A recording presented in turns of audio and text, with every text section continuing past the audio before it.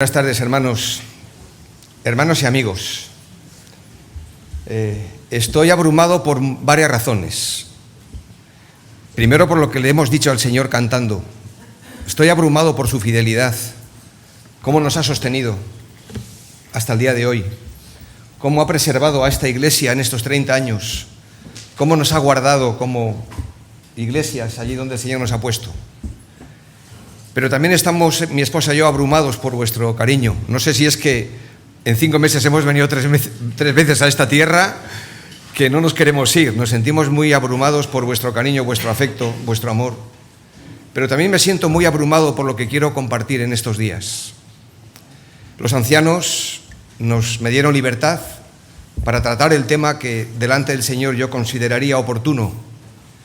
Y desde hace tiempo el Señor me viene inquietando con diferentes asuntos de la palabra y quiero compartirlo con vosotros en estas 3 sesiones, pidiendo al Señor, como hemos orado, que sea de edificación, que sea de exhortación, de ánimo y que sea de aliento para la iglesia aquí representada. Es un gozo, es una alegría personalmente ver a las diferentes asambleas y hermanos de diferentes lugares convocados en este lugar para escuchar juntos la palabra del Señor.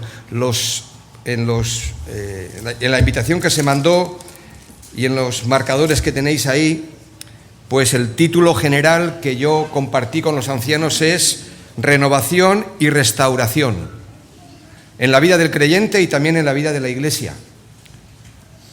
Incluso les envié los títulos para estas 3 sesiones, que quizás no lo tengáis, pero yo os lo voy a adelantar y os voy a explicar por qué he escogido estos títulos y qué es lo que está detrás. Renovación y restauración. En medio de diferentes situaciones que como pueblo de Dios estamos viviendo. El tema de hoy es restauración y renovación en medio de la caída.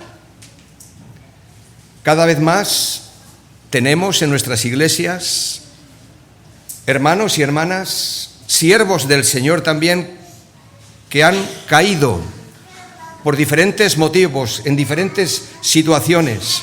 Hermanos y hermanas que, habiendo servido al Señor, pues han dejado de hacerlo porque han caído en algún pecado o han abandonado los principios de la palabra.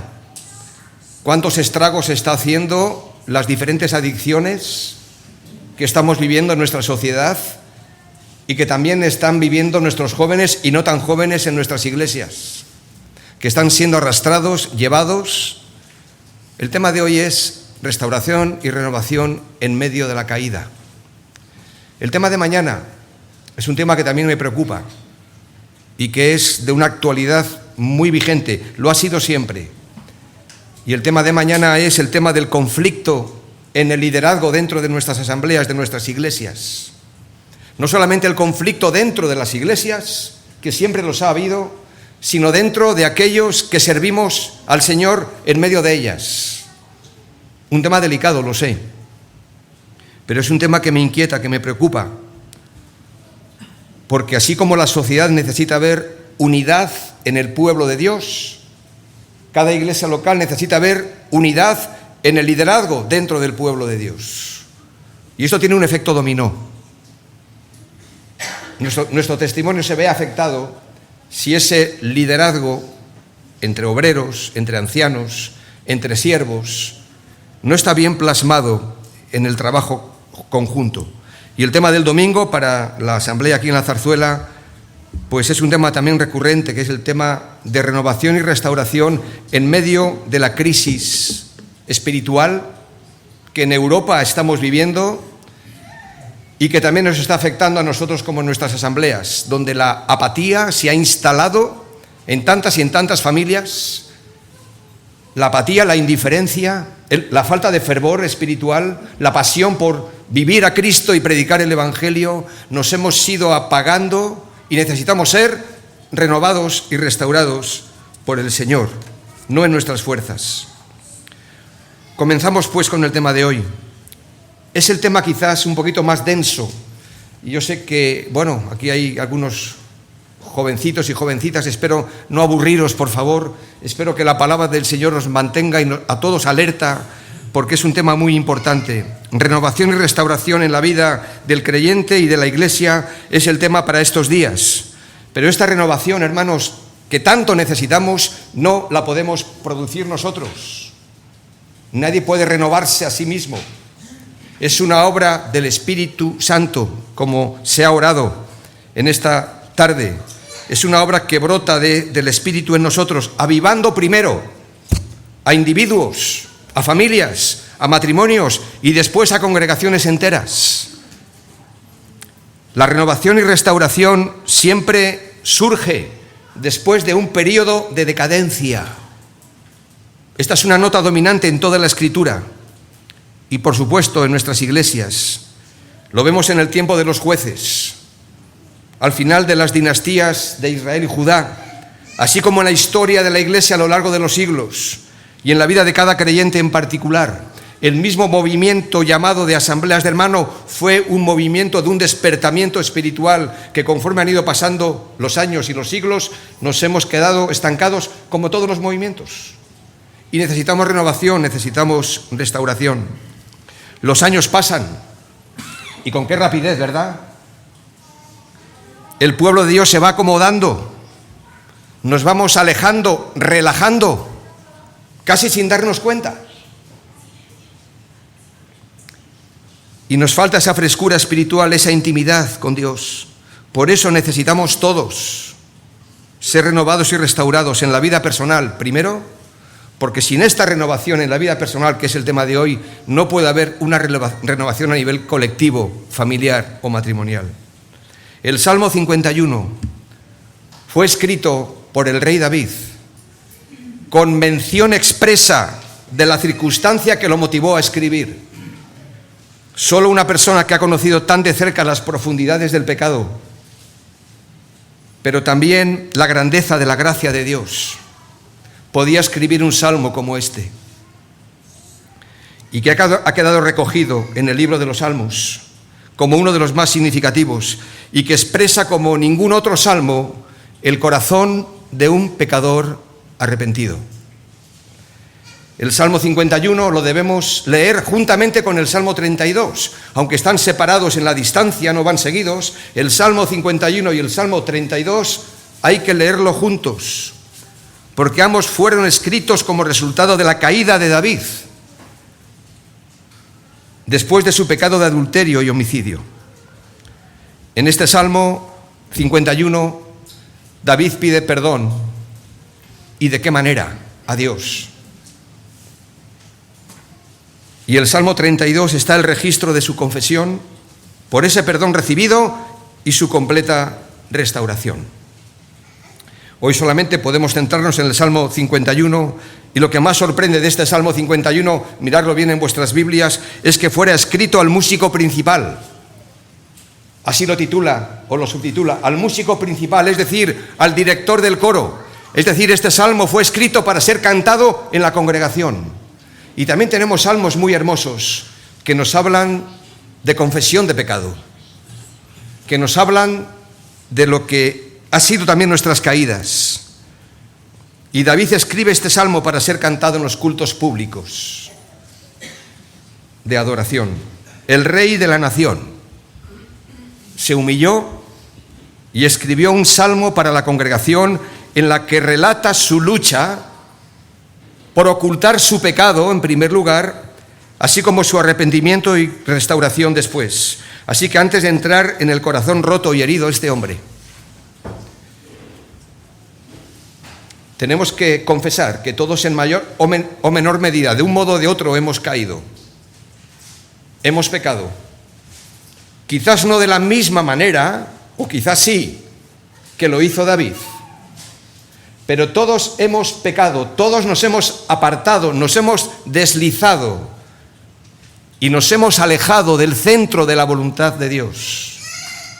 Por lo tanto, este salmo no es solamente para los que han caído en un pecado de adulterio o de asesinato, de homicidio, sino que es un salmo para todo verdadero creyente que reconoce que le ha fallado al Señor, que se ha alejado de Él, que se ha deslizado. Mirad, hermanos, los pecados de conducta que tanto nos escandalizan a veces incluso en nuestras congregaciones, cuando hay un pecado de fornicación, de adulterio, por ejemplo, que es un pecado claro, manifiesto, público, son un problema grave que a todos nos preocupa. Pero eso es solamente un síntoma de un problema mayor que nace en el corazón. Es decir, Dios no solamente está interesado en nuestras acciones, sino en nuestras motivaciones. Y el Señor Jesús la clava cuando dice, muy bien, no matarás, pero cualquiera que llame a su hermano tonto, imbécil, el mismo espíritu que mueve al asesino está en ti. Y oísteis que fue dicho, no cometerás adulterio. Y nos sentimos bien por no haber cometido adulterio o por no haber matado a nadie. Pero cualquiera que mira a una mujer, a un hombre, si eres mujer, para codiciarlo en su corazón, ya adulteraste en tu corazón. Y el Señor saca a la luz lo más profundo de nuestras motivaciones, que van más allá de nuestras acciones. Por eso el Salmo 51 es tan apropiado para cada uno de nosotros, porque el que piensa estar firme, tenga cuidado de no caer. 1 Corintios 10, 12. Y quiero que veamos aquí en este Salmo, de manera, creo que muy clara, algunos movimientos de cómo el salmista, de cómo el rey David nos presenta y de cómo el Señor lo termina restaurando y perdonando, evidentemente. Entonces, estos 4 movimientos, a ver si lo puedo pasar por aquí, y si no me ayudáis desde la mesa. 4 movimientos para una renovación y restauración. El primero de ellos, versículos 1 al 5, es que vemos un arrepentimiento genuino, no un remordimiento, un arrepentimiento genuino. Versículos 1 al 5. Lo primero que vemos en David es una profunda convicción de pecado. Sus primeras palabras, versículo 1, son una súplica sincera.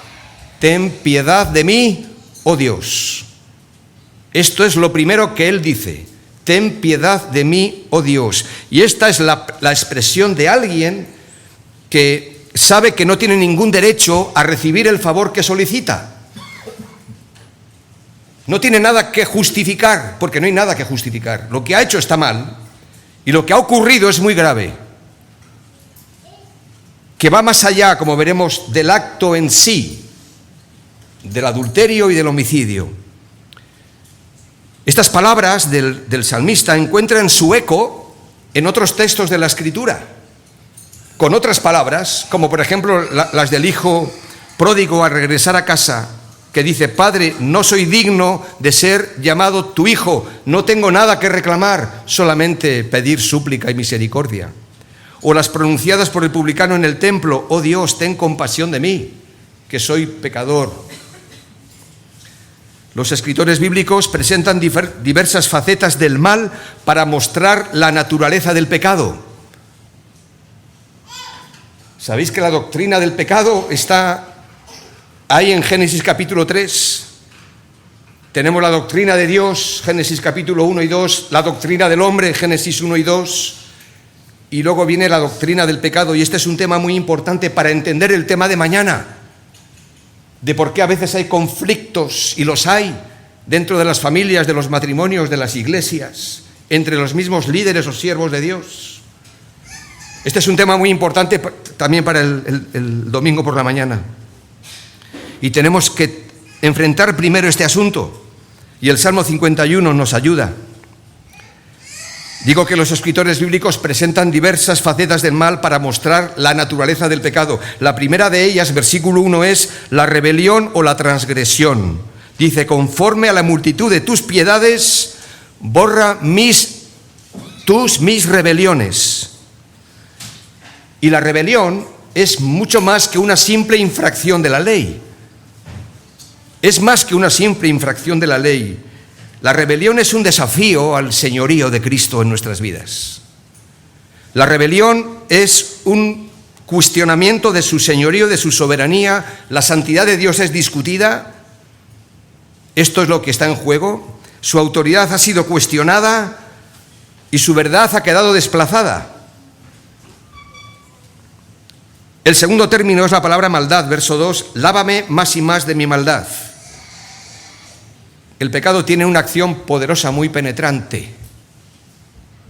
No queda en la superficie, llega hasta lo más profundo de nuestro corazón e infecta todo nuestro ser. No es una mancha superficial que podamos borrar fácilmente. Y David lo que está pidiendo es un lavado a fondo. Lávame más y más de mi maldad. He transgredido tu ley, he cuestionado tu autoridad, he desplazado tu verdad. Soy pecador. Suplico tu perdón, lávame más y más. La tercera expresión es la más conocida y tiene que ver con errar el blanco, verso 3, límpiame de mi pecado, es decir, líbrame de fallar, lo que equivale a frustración y fracaso. El tema del arrepentimiento es un tema crucial y fundamental en la Escritura. El arrepentimiento no solamente lo podemos llevar al plano del pecador que no conoce al Señor y tiene que arrepentirse, como ha sido nuestra experiencia de conversión. No hay conversión sin arrepentimiento, no la puede haber. Y tampoco hay una vida de restauración sin arrepentimiento. Y el arrepentimiento es la nota dominante que recorre la vida del creyente y de la Iglesia. El arrepentimiento genuino conlleva esta triple convicción. La primera, nos hemos rebelado contra Dios. Cualquiera que haya sido nuestro pecado, no es solamente que me he equivocado, me he rebelado contra el Señor, su santidad, su verdad. Primer aspecto. Segundo, nuestra maldad congénita. El pecado está instalado en lo más profundo de nuestro ser. Y tercero, el pecado manifestado en nuestros actos, que es, sí, lo que se ve. Pero antes de que sea eso lo que se ve, el pecado anida en nuestro corazón.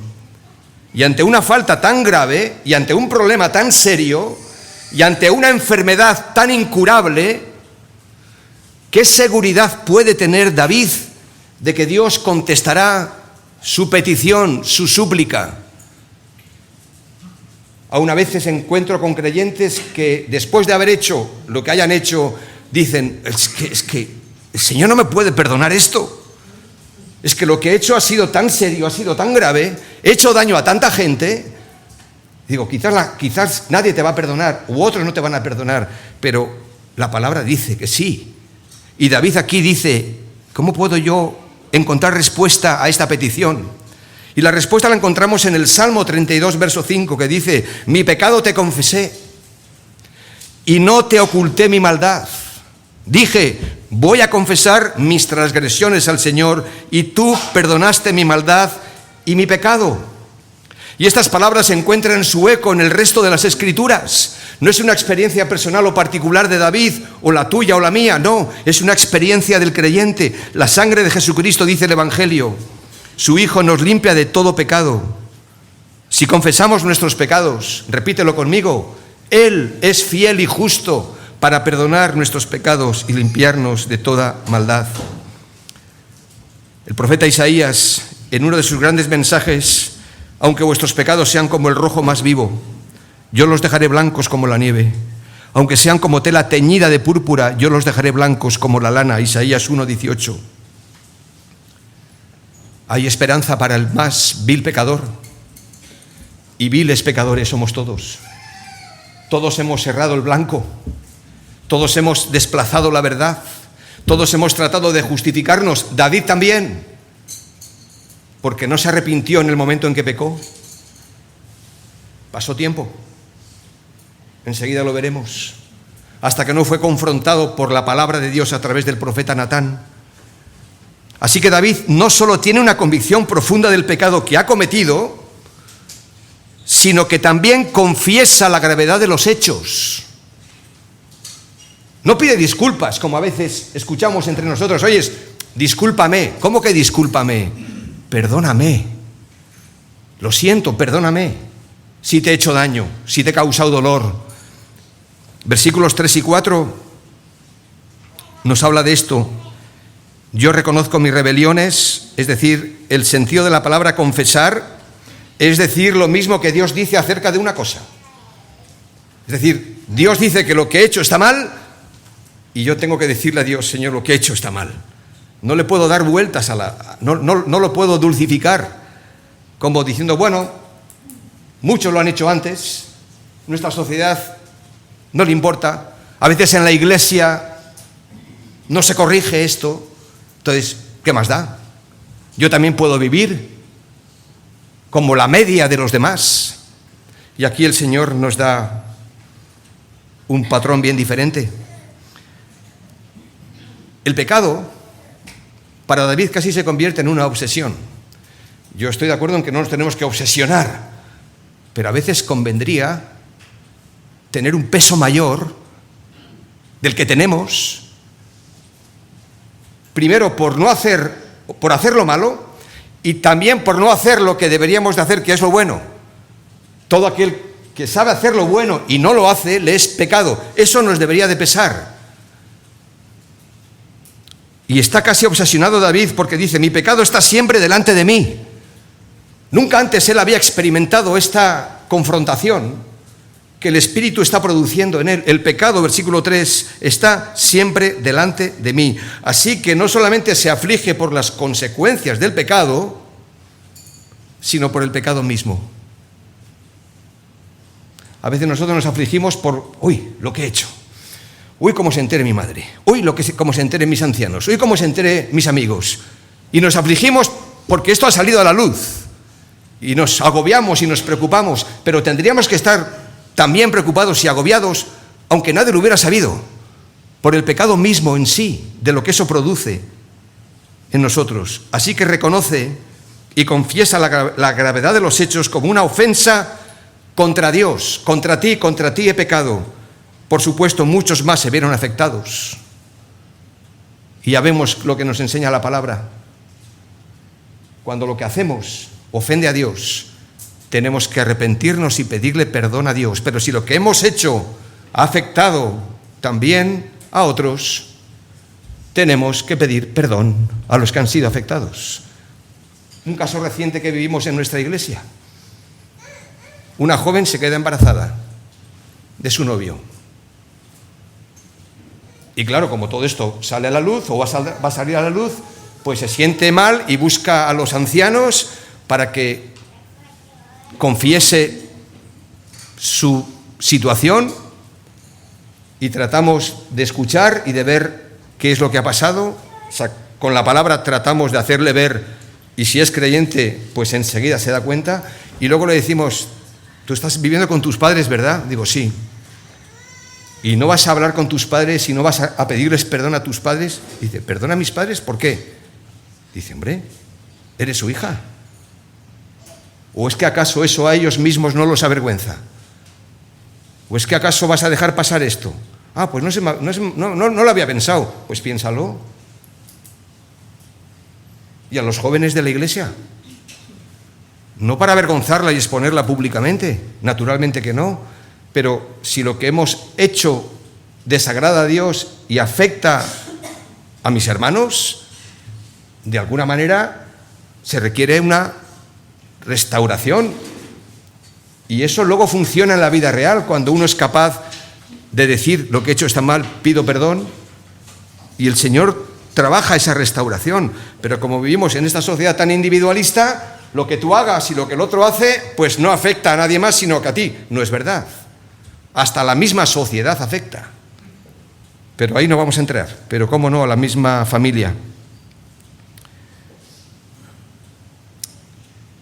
Esta confesión está ligada a la perfecta justicia de Dios. Versículo 4, por eso tu sentencia es justa, dice David, y tu juicio es irreprochable. Otra versión dice, queda demostrado que tienes razón en lo que dice, Señor, y que tu juicio contra mí es justo.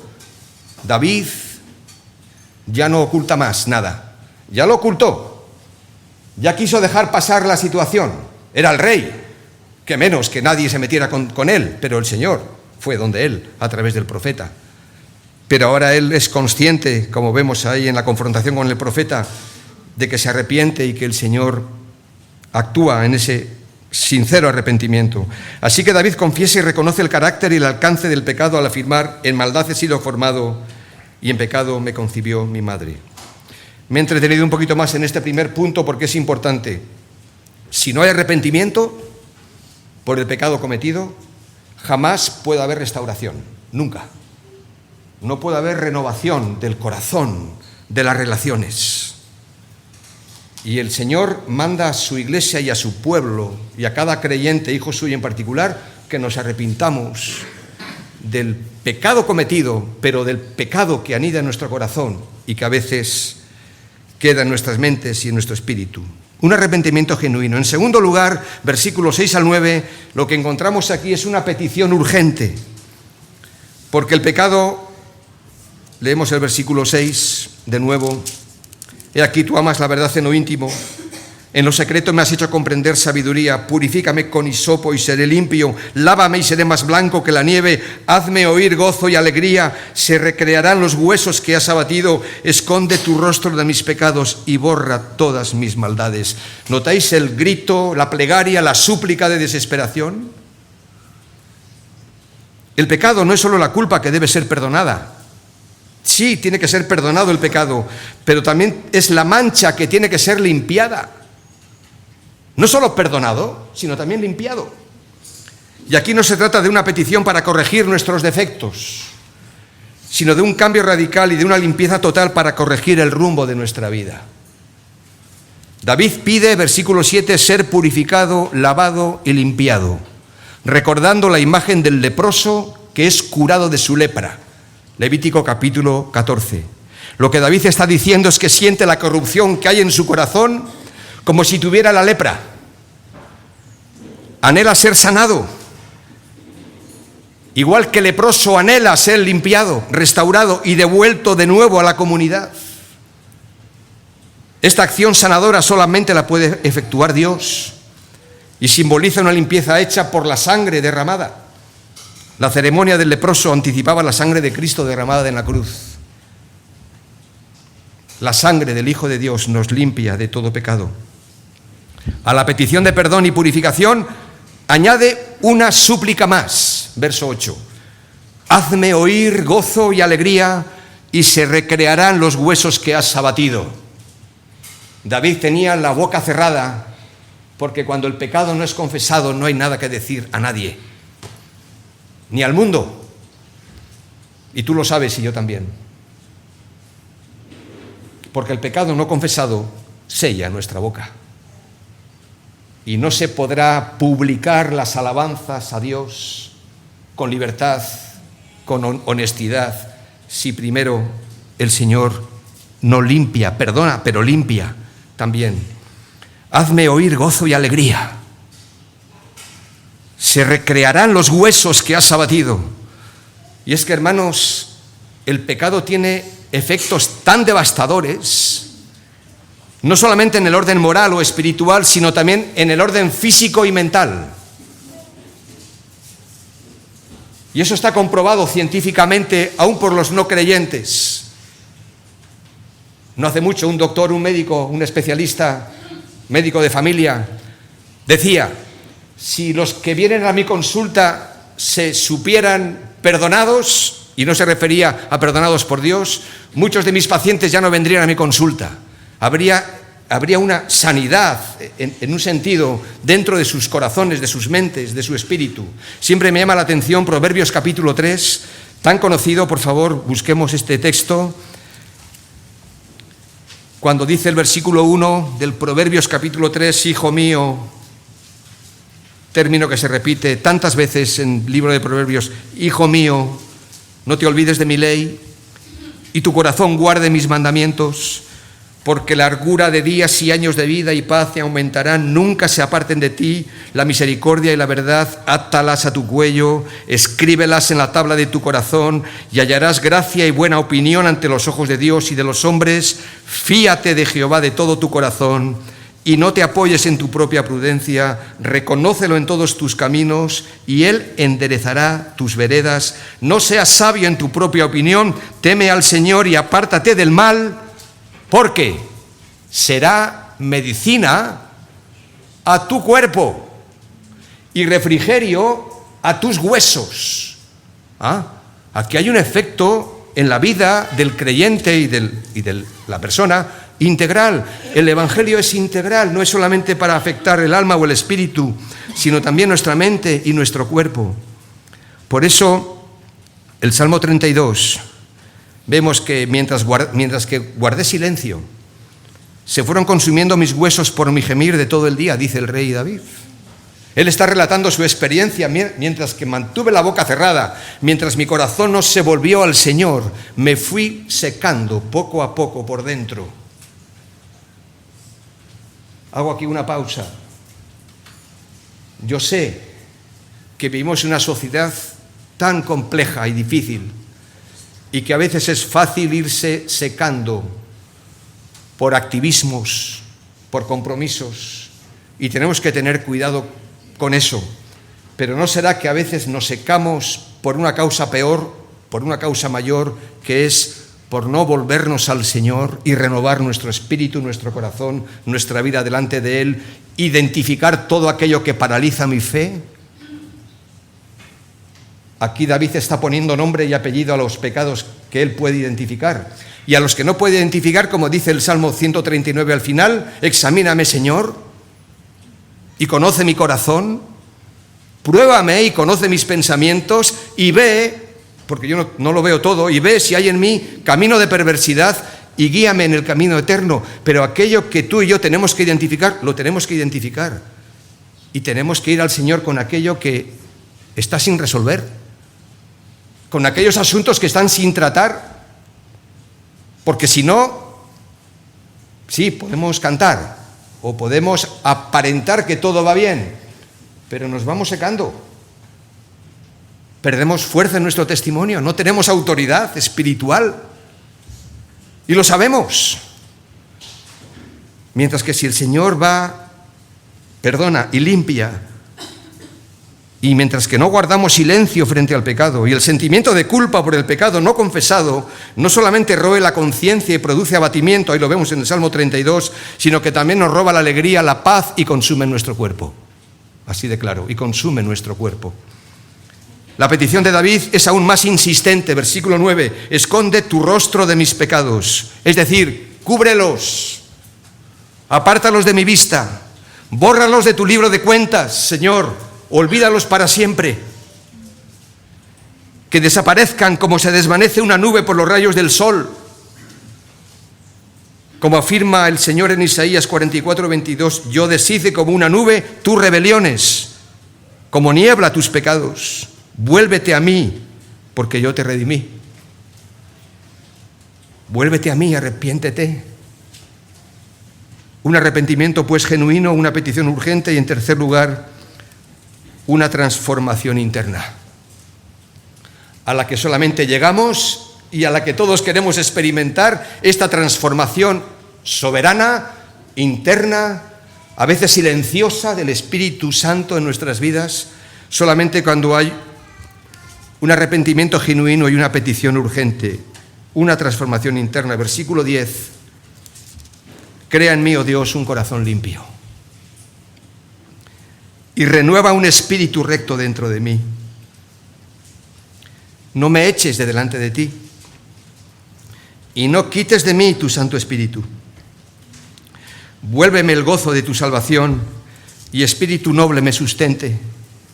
Entonces enseñaré a los transgresores tus caminos, y los pecadores se convertirán a ti. Notad este adverbio de tiempo, entonces, no antes. Enseñaré a los transgresores tus caminos. Ahora lo podré hacer, Señor, cuando tú transformes mi ser, podré hablar en tu nombre. Es necesaria, pues, una acción poderosa en el corazón que neutralice el poder del pecado. No solamente el pecado tiene que ser perdonado, tiene que ser limpiado, sino que también el poder del pecado tiene que quedar reducido a su mínima expresión. Somos pecadores, naturalmente. Y esa doctrina que a veces corre por ahí, de que podemos caer en la impecabilidad del pecado, en la santidad, no es cierto. Hay una santificación posicional en Cristo, hay una santificación progresiva, práctica a lo largo de la vida, y luego habrá una santificación final. Pero el poder del pecado es terrible y esta acción solamente la puede producir en nosotros y reducir el Espíritu Santo. Por eso David suplica, versículo 10, este es un versículo para memorizar, para subrayar en nuestras Biblias: crea en mí, oh Dios, un corazón limpio y renueva un espíritu recto dentro de mí. Esta tiene que ser tu plegaria y la mía, porque lo que David necesita es un trasplante de corazón, si lo puedo decir así. Necesita un milagro, una obra sobrenatural que él no lo puede producir, ni tú y yo tampoco. No se trata de decir, bueno, pues a partir de ahora me voy a portar bien. No, te vas a seguir portando igual, porque no hay fuerza en ti, ni en mí, ni en tu voluntad, ni en la mía, para cambiar el rumbo de nuestra vida. Un milagro, pues solo de un corazón limpio puede brotar un comportamiento digno. Nosotros no podemos combatir esta corrupción tan profunda. Lo que necesitamos es mucho más que una obra de reparación, es una regeneración, que ya la experimentamos en la conversión naturalmente, pero es una constante operación del Espíritu Santo en nuestra vida. Y esta transformación interior implica un nuevo acto creador, si puedo explicarlo así, de parte de Dios. Dice, crea en mí. Y David está empleando el término bará de Génesis 1 para indicar la acción de Dios en la creación. Porque él está tan incapacitado de salir de donde se encuentra, es tan consciente del pecado y del daño que ha hecho y de la impiedad que hay en él, que dice al Señor, crea en mí.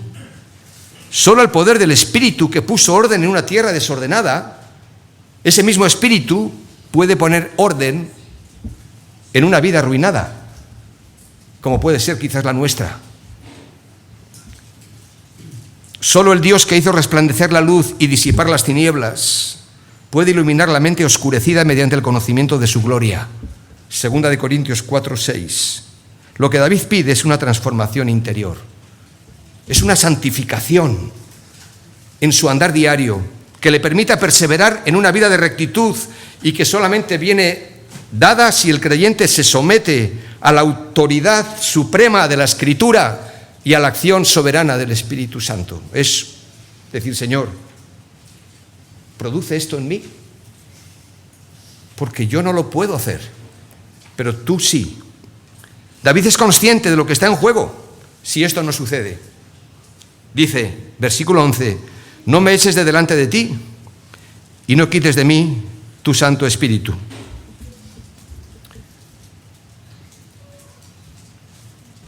David tiene el recuerdo de la experiencia de Saúl y de cómo acabó siendo rechazado por su continua desobediencia. Por supuesto que aquí el Señor no está hablando de pérdida de salvación. Naturalmente la Escritura es muy clara en afirmar todo lo contrario. Pero David tiene en mente la experiencia de Saúl, de cómo fue desechado por su continua desobediencia. Y pide que le sea devuelto lo que sí hemos perdido en ocasiones, o quizás lo hemos perdido en este tiempo, y es el gozo de la salvación. La salvación no se pierde, pero el gozo de la salvación la perdemos.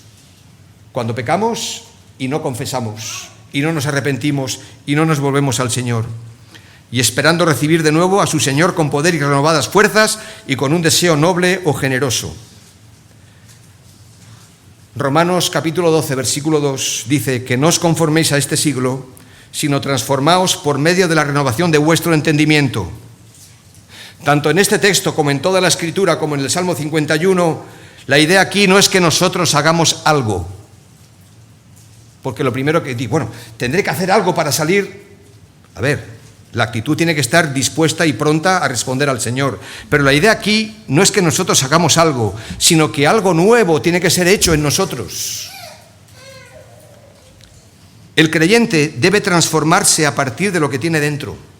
El creyente ya tiene el Espíritu y es mediante el Espíritu y la palabra que el Señor produce en nosotros lo que encontramos aquí, esta metamorfosis, este cambio, que es sobrenatural y es una combinación de la obra del Espíritu Santo y la palabra de Dios. Y hay quien a veces ha puesto en conflicto al Espíritu y a la palabra. Es un contrasentido. La palabra y el espíritu no son necesarios. Alguien ha dicho que si solamente tenemos el espíritu, nos inflamos.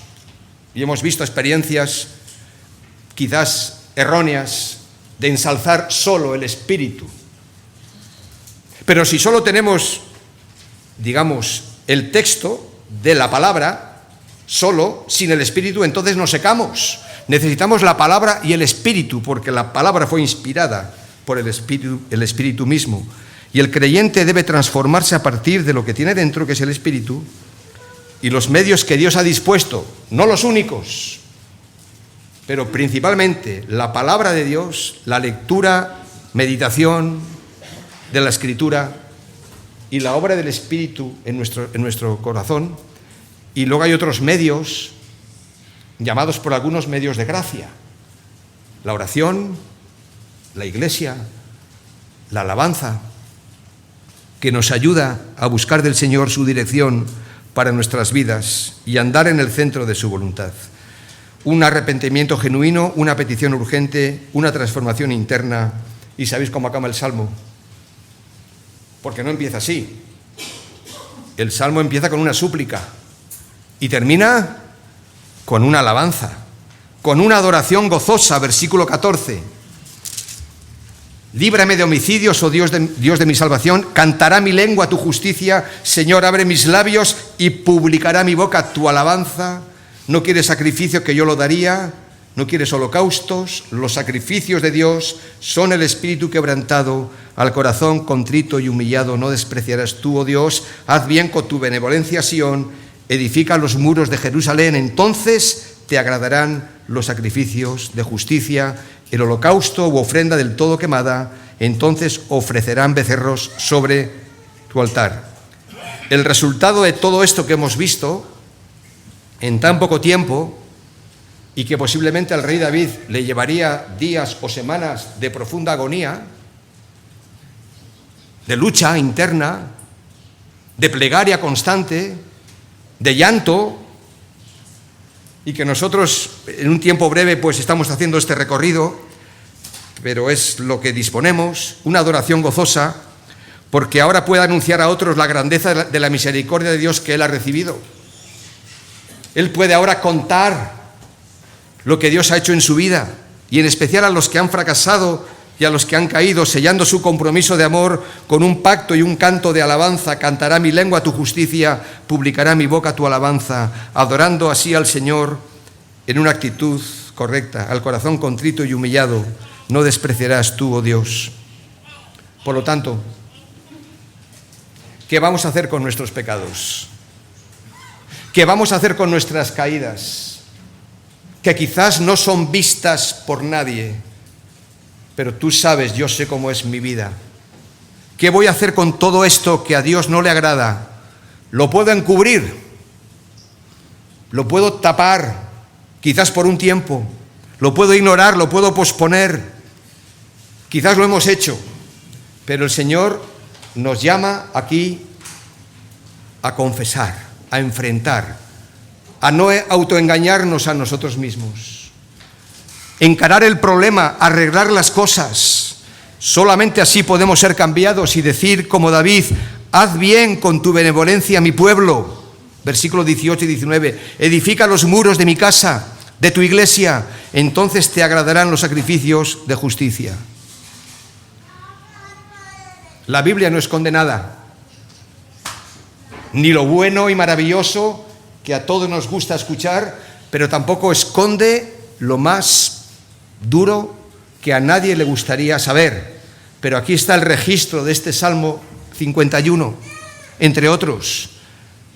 Ahí está la negación de Pedro, ahí está la traición de Judas, ahí están también nuestros abandonos personales en cuanto a nuestro Señor. Y la Biblia expone el pecado con toda su crudeza y sus fatídicas consecuencias, pero al mismo tiempo señala el remedio que brota de la gracia de Dios.